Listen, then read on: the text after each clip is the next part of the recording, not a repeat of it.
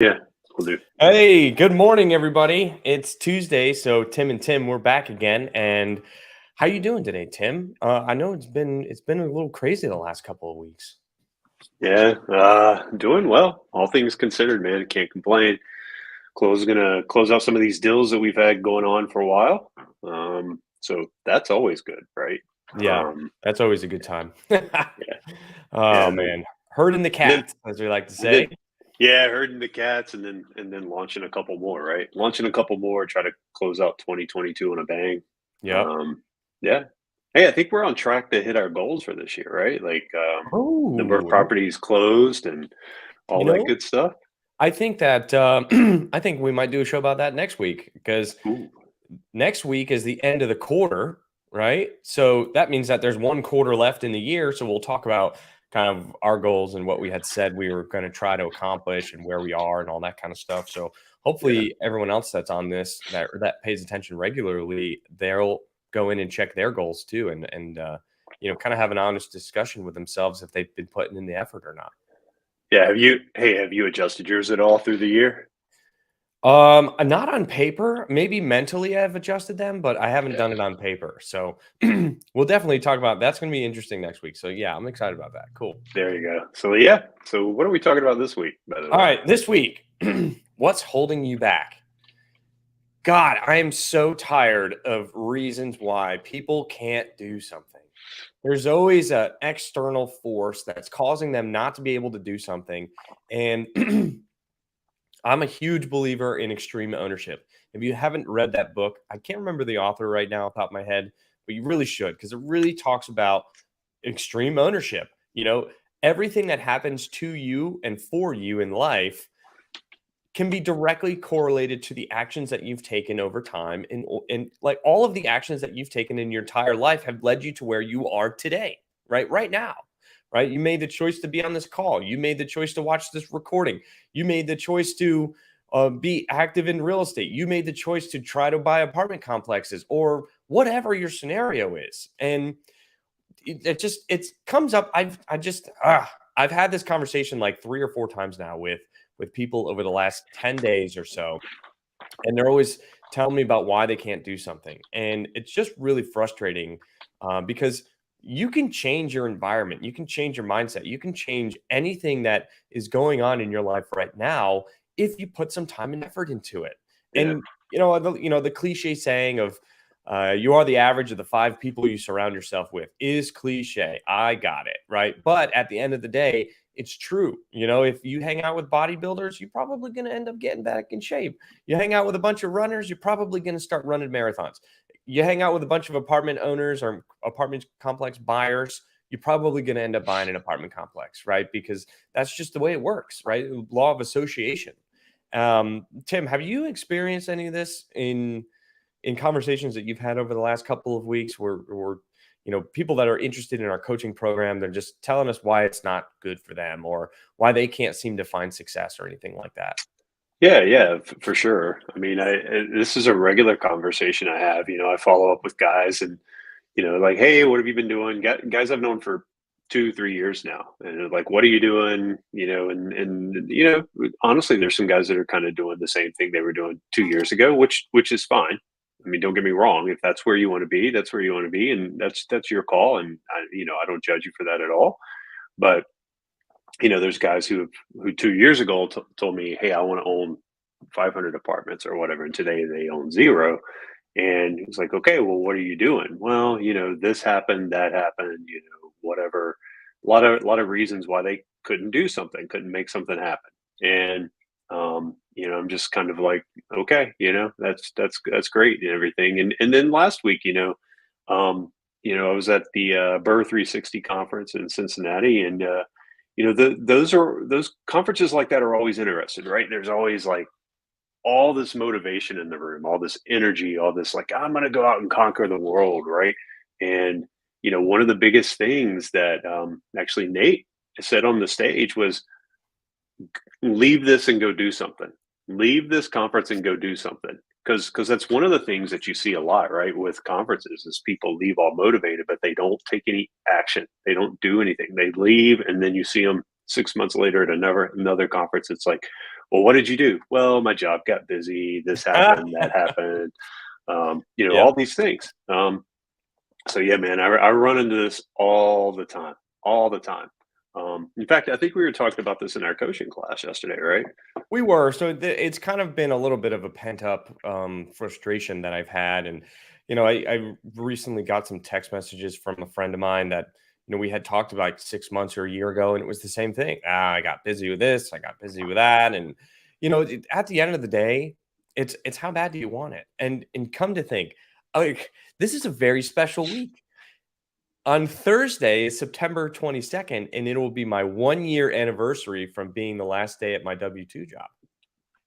And that was the action, the massive action that I took in order to make it happen for myself, right? To make moves, what I'm trying to do, I need to free up my mental space and my time period so that I can actually focus on what I wanted to grow. I mean, it was like if I could remove the 40 to 50 hours a week, sometimes 60 hours a week that I was working on my day job and solely focus that on my business, then I knew that I was going to be able to grow it exponentially because whatever you spend your time on, right? Whatever you give your attention to grows. And that was the action that I took because I knew that the day job was all of the problem, right? Because it was taking away my time and focus and it was giving me all this undue stress. And man, I was tired of working from 5 o'clock in the morning until 10 or 11 o'clock at night every single day, including the weekends, because I just wanted it that bad.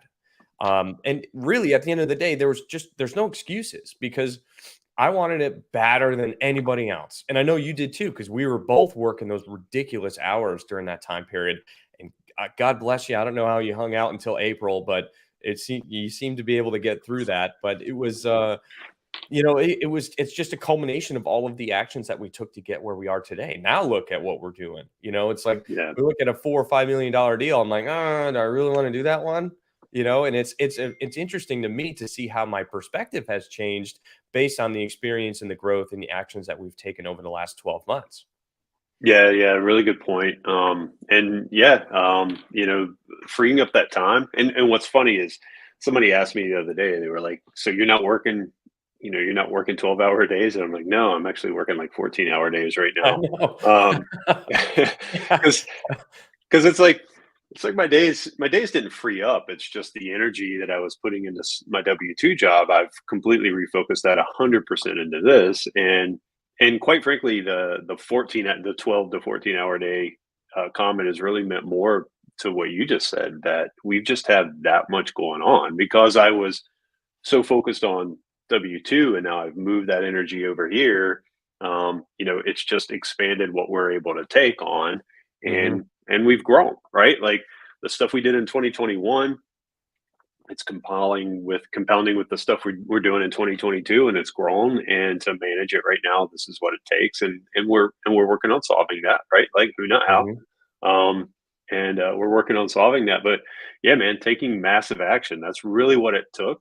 And what's funny, right? What's funny is somebody mentioned this yesterday. It's like, you see these people and they're doing everything and they're like, man, everything just blew up for you all of a sudden. It's like you did this in 18 months, And last week at the conference, right? They were like, Tim's done this in 18 months. And I'm like, yeah, I did this in 18 months, but there was like 24 months before that Yeah. nothing happened that got us to here.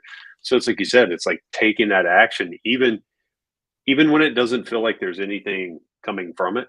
Because man, that is so tough. Like you're on the phone nonstop, like you said, but when you got a W-2 from 5 a.m. to 8 a.m. and then from 5 p.m. to 8, 9 p.m., right? Like Mhm. calls, networking, nothing coming from it, no deals, all that. And man, it gets so discouraging sometimes, but it's like, no, you just got to keep plugging, right?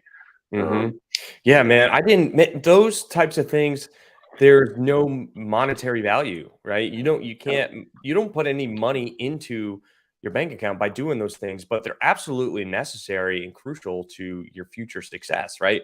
Yaden likes to say, "Dig your well before you need to drink," and there's nothing could be truer, right? Because right. you spend those couple of years building those relationships, and then when you actually start to get the deal flow, you already have that relationship in place and you know what you can execute on based on your network. And that was a big thing that a lot of people talk to me about as well. Oh, they can't raise money, or they can't sign on the debt, or they don't know anybody that can sign on the debt. And I mean, any excuse, input any excuse there, right? And you can instantly crush any of those limiting beliefs by just saying, well, what are you doing? What steps are you doing in order to figure out that problem?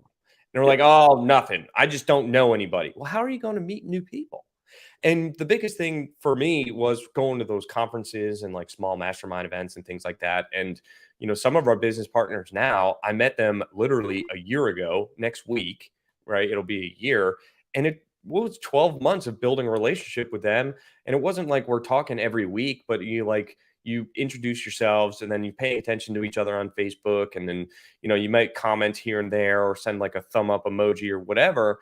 And then the next time you see each other in person, you start talking again, and you have more to talk about because you've already built that relationship. And then it turns into like, hey, what are you working on? How can we help you? Or how can I help you? Or right, whatever the situation is.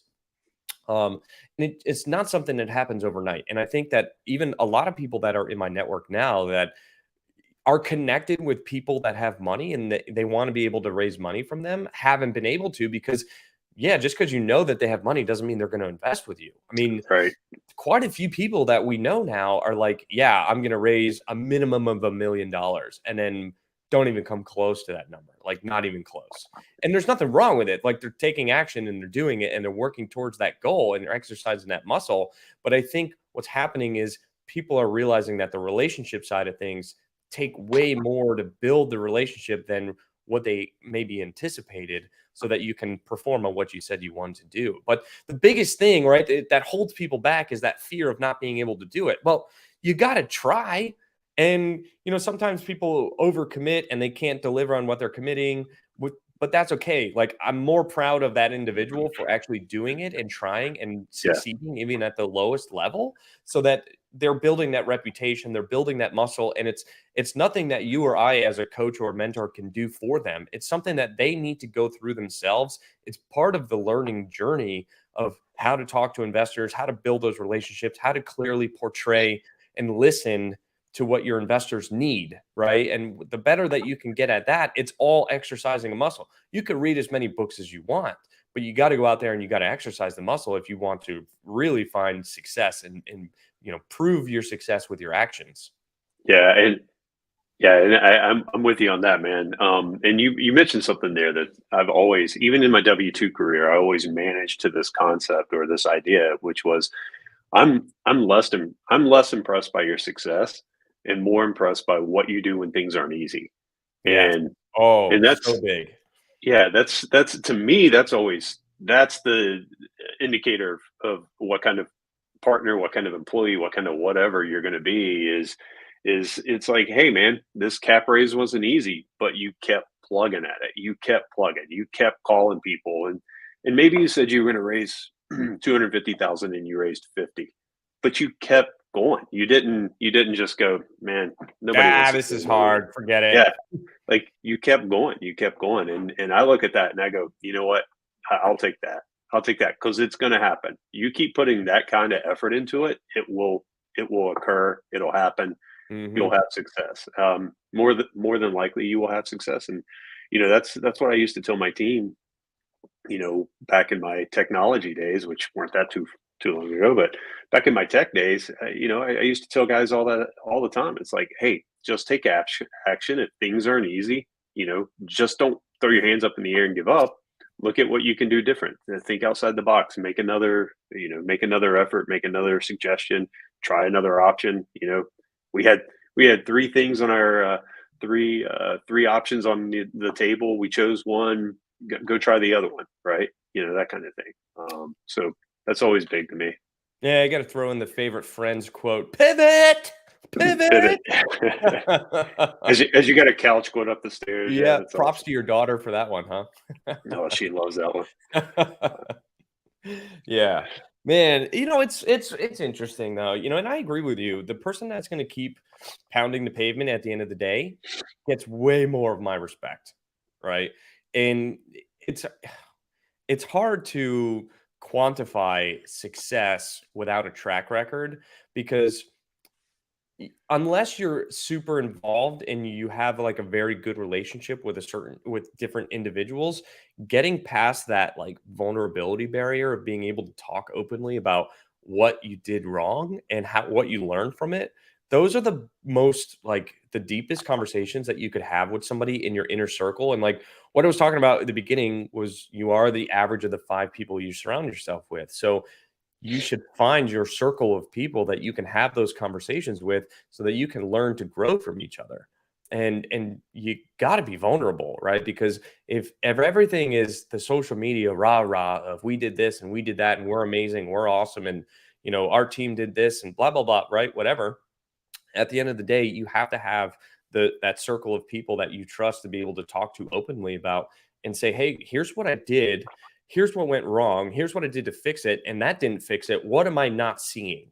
Right? And you got to have somebody to be able to talk to about those types of things because you need like a third party, like an unaffiliated third party that can just give you an honest opinion at the end of the day.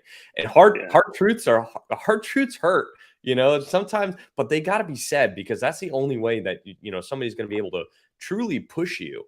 And I don't want to say that you have to have thick skin, but you have to understand when you're having those conversations of like they're saying that to help you, right? And don't get offended. It's just it is what it is at the end of the day, and you have to take their opinion and say, maybe they're right because I can't see the trees from the forest right now based on the situation I'm currently in.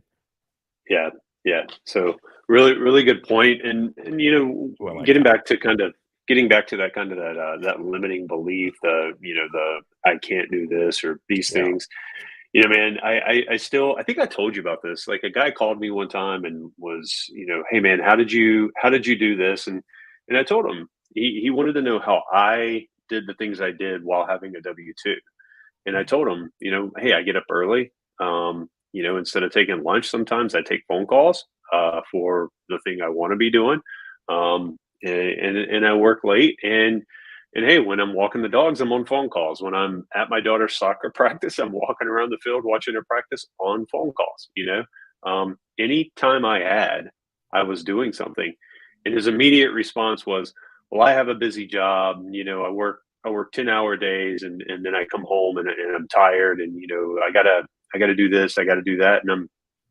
And I even said to him, I said, well, when you get off, when you come home, what do you do? He's like, man, I gotta relax a little bit, watch a show or something like that. And I'm like, that's Mm. time if you really want to do this, that's time you could be doing this instead of watching Netflix or whatever it is.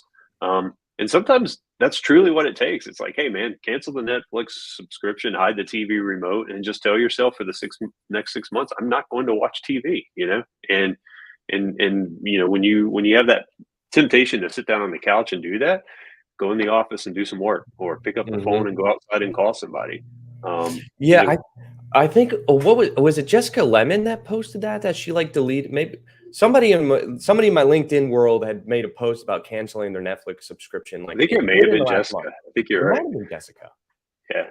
Or Um, somebody, right? And it's like those are the things that you need to do. And I did the same thing, right? It was I like to play Xbox with a couple of my buddies from college. But what I would do when I was going through this like learning phase of like, oh well, I had to dedicate the time that I wanted to in order to be successful. 5 a.m. till 8, I was working on my business. I was actually reading, right? Because I was educating myself. Like I needed to do those types of things so that I can learn this new industry. Then I'd work my day job from like 8 to 6 or 7, 5, 6, 7 o'clock, whatever. Then I'd make dinner and then I'd, work till 10 or 11 o'clock at night. But what I did in order to maintain balance in my life was on Friday nights, I would get off work and then I would just shut off everything and I would go watch a movie with my wife because otherwise I never saw her. I was just in my room the whole time, like yeah. day in day out I was in my room. And then on Saturdays, I'd get up Saturday morning at like 6, 7 o'clock, and I would have me time. And my me time was playing Xbox with my buddies. And sure, it was only for like an hour or two on a Saturday morning, but then by like 9 or 10 o'clock in the morning, I'm done. Like I've scratched that itch. I gave myself me time. I spent time with my wife. Now I'm going to go back to building my business, right? And it's all about prioritizing what's important to you, right? And Yeah. those two things, those three things were important to me: my growing my business, spending time with my wife, and playing Xbox with my buddies in the morning. Like that was it. It was a pretty simple thing, but being disciplined in that mindset that you have to have is really holding yourself accountable, because accountability really, or what's that saying? It's not accountability, but it's like, doing the right thing when no one is watching. It's a, what is that? Like, oh God, why am I drawing a blank? It's like, a true character, right? Like true character is doing the right thing when when nobody's nobody's watching. watching. Right. And that's what it truly is. If you want to be disciplined in order to achieve something greater or something different, is you have to be disciplined in order to achieve what you want to. And nobody's gonna hold you accountable to do that. Right. At the end of the day, it's how bad do you want it? And do you want it bad enough to hold yourself accountable? Yeah. Yeah, and this Facebook user, we have a lot of Facebook user here. This Facebook user, she actually makes a really good point. And hey, I was there once too. I had one of my first businesses I ever launched. I would work all day, all night. Nothing changed. I didn't make much progress at all. And that's kind of where next week's call, for at least for me, comes into play, is working towards something. It's we can all go be busy. Busy doesn't necessarily mean progress, right? Hmm. I can do all kinds of things to keep me busy, but am I working towards something? What am I doing to work towards those things? So, there is a balance is important, and also having structure to the work you're doing, understanding that I know I need to focus on these 3 or 4 or 5 things to get me to the goal line. So making sure that if I am up working all night, that it's towards one of those things, right? For me, that was a big change, because man, I used to just sit there and I'd like work on the website for 2 minutes, then I'd go over here and work on inventory for 5 minutes, and then I'd go over here and do this for 3 minutes, and none of it really ever made any progress for me. Hmm. It was work. I was busy. I was working till 4 a.m., but I wasn't seeing the results I wanted to see, and that was typically because of lack of goals and structure for me. Yeah, I don't know. Maybe it was either you or my wife Danielle had mentioned this, but oops, had said, the most, you got to eat the frog. I don't. Were you the one that told me that? Eat the frog. Yeah, well, definitely I've wasn't you. It never didn't give heard me the that eyebrows. phrase. So maybe it was No. my wife. So that's one of them. I know that's one of my downfalls is people will tell me something and I will remember what they said, but I don't remember who told me it. Because I think the message is more important than the messenger. So somebody had said to me, "You got to eat the frog," and that means do the most difficult thing that you don't want to do first thing. Right, first thing, just go right at it. Like if you don't like doing inventory counts, boom, that is the very first thing that you do, because it takes so much mental energy and stress in order to do something that you don't like to do, that needs to be done, that's urgent and important. You should just do it first, because otherwise you're not going to be able to move forward without having this piece done. And I like that. Eat the frog. Yeah, I can't remember. I bet you my wife told me that, but I don't know. I'll give her credit for it at least right now. But yeah, she'll tell me all the time. She's like, if I don't like doing something, like that's the first thing that you should do is eat the frog first. Go ahead and just do it right away, because that's what is holding your business back from growing and expanding. Or even if when I say your business, I mean your business could be learning right now, like learning apartments. It could be underwriting deals, it could be whatever. Like if that is whatever your weakness is and is something that that you need to expand upon on, is eat the frog and go after it first thing in the morning. And that's not to say that you have to be the one to do everything in this business, but you do have to kind of be, you do have to know enough to be dangerous, right? It's very popular where people are always just like, well, you just find a partner that makes up that weakness. Yes, that's true, but you have to get to that point where you can find a partner that makes that weakness, and you need to know enough and to be able to have a conversation about what you're looking at, even though you don't know how to do it or have to be able to do it. Yeah, A lot of people will mention that, like, don't spend time focusing on your weaknesses, focus on your strengths. And I'm not saying like dedicate all of your time to becoming the best underwriter in the world if you're terrible at underwriting. Do that first, is go underwrite a deal or two, get more familiar with it, get more comfortable with it, so that at the end of the day, when you're able to look and have a conversation with somebody about underwriting, even if you didn't do it, then you are more well-rounded and you're more educated about the subject matter. yeah. Really good point. And I kind of like that. Like, do the thing you don't like first, because I I actually look at I kind of have a different I look at a different approach, right? Like what I always found with people that work for me, and even my wife sometimes, is they see this big chunk that they got to accomplish, right? Mm, And it's almost like it scares them, or they're paralyzed because it's like this massive ball of work that they got to get done. And I always look at them and I'm like, hey, if you just continue to sit there and stare at all this work, nothing's going to get done. And I'm like, don't look at the chunk, right? Just pick one and do it.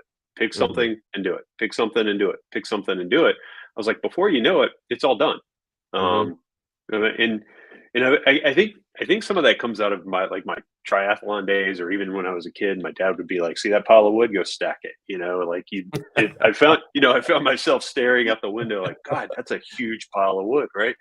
And what I found was if I just picked a piece up and stacked it, picked a mhm, piece up and stacked it, and I stopped thinking about how much wood I had to stack. Next thing I know, I had a big ass stack of wood. And mhm, I guess that's always kind of like dawned on me. Like when I would do triathlons, it's like, damn, I got to ride the bike for 100 plus miles, and it's like, well, just 1 mile at a time. Hey, there's a mhm, mile, there's a mile, there's a mile, and mhm, you just, don't focus on all the work that has to be accomplished. Just focus on like consistent progress, taking one mhm. thing, accomplish it, pick another, accomplish it. For me, that's always been big. That's always been the way that I've kind of moved down the road a little bit, is like trying to make sure that I'm doing a little something every day, no matter how small, right? Yeah, yeah, like, it's that feeling of overwhelm when somebody looking Yeah, at, eating the elephant. Well, how do you eat an elephant? One bite at a time, one right? bite at a time. That's right, and it's so easy to say it, and sometimes you can get caught lost in the moment of looking at the elephant, trying to figure it out, but, again, that's important. That's why you gotta have your circle of influence and say, "Hey, Yeah, here's the elephant that I'm trying to eat today. Where do I start?" Right? And if the elephant, what I like to use underwriting, because that's the one thing that most people come to talk to me about, and I can explain very, very well because it's definitely my wheelhouse. But it's always like, okay, well, let's start with the basics. Do you understand all of these terminologies? Do you understand what these things mean? Do you understand why they're important? And then once you build that foundation of small pieces, then you build up and you build up and you build up. And I like to make the distinguish. I like to tell the difference. I can't use big words today. I like to tell the difference between underwriting a deal and analyzing a deal, right? Because some people think that they need to underwrite it and analyze it at the same time.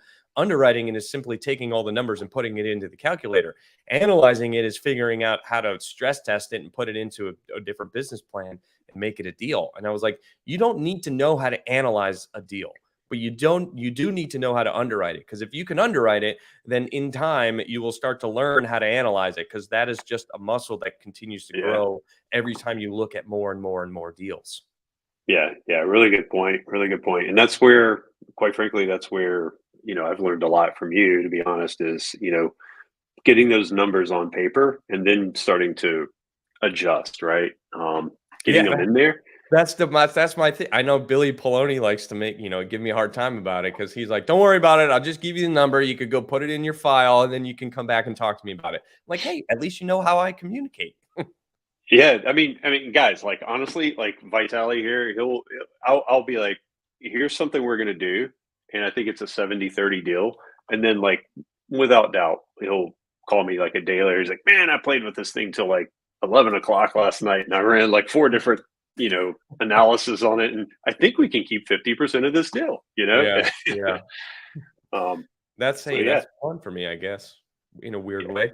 Yeah, but that comes with practice, that comes with time. Yeah. And like you said, that's different than underwriting, right? Mhm. It That's is. It's way different. yeah. That's why, like, in our deal room, in our Discord channel, side note, if you're interested in joining our Discord channel, go to our website and you can pay for it online and get access to it. On Tuesdays, we underwrite deals, and Mhm. I analyze other people's deals after they've underwritten them, because Yeah, the more I can engage with them person and ask them questions, it starts to open up your mind in different ways that you're like, huh, I didn't think of that. Right. And you start doing that more frequently over and over and over and over again. And then you start asking yourself those questions before you even bring it to me. And it's growth. It's part of your journey. It's part of learning process. It's part of, the pain of learning a new skill, right? Is necessary. And I mean, it's not something that can just be installed. It's something that has to be Yeah. endured. Yeah. So folks, like, seriously, don't limit the beliefs. Kind of back to where we started this whole Yeah. thing. Don't limit the beliefs. Again, I was at that conference last week, and I'm standing there talking to one of the guys, and I know 4 years ago his goal was, I want $100 million worth of real estate, right? Well, today he's surpassed that number, and now he's Mm. talking about $1 billion of real estate. So you never know where this is going to go. I heard somebody say this morning, and it just kind of hit me. They were like, "I think I'm doing the best I can," and I'm like, "How do you know what your best is, right? Like, what do you mean the best you can? Don't decide you're doing the best you can. Just do, and see where it takes you. You never know. You may surprise yourself on what your best really is." Hmm. Um, Yeah, I so mean, I think you're putting yourself in a you're putting a glass ceiling on yourself as soon as you're saying, like, when you label what your best is, then mentally you will never be able to achieve anything more. So I'm just doing what I can right now with what I know, and I'm always eager to learn more. yeah, yeah, So 100%. So all right. This has been a fun conversation. I appreciate everybody joining in and following along. Hope you guys tune in next week. We're going to talk about end of Q3, beginning of Q4 goals, and where are we tracking, and if we're tracking or not, and what we're planning on trying to do throughout the end of the year, because there's no days off. All right. Just keep growing, and I'm going to keep doing what I know how to do. And yeah, we hope this was this helpful for you. If you have any show ideas or you want to be a guest on our show, reach out to either one of us, and we'll get you set up. So yeah. without that, Hey guys, I appreciate it. Michael, thank you. I'm glad you're enjoying it, and please keep coming back. We'll try to keep it good. should we hit the YouTube thing? Please like, subscribe, and hit the bell notifications. I, Yeah. I think we're I think we're pretty bad at that. Like, we need to. Well, if people like it, then they'll join. If not, they won't. I don't need a call to action for that. So, all right. See y'all next week. Adios. Hey, see you guys.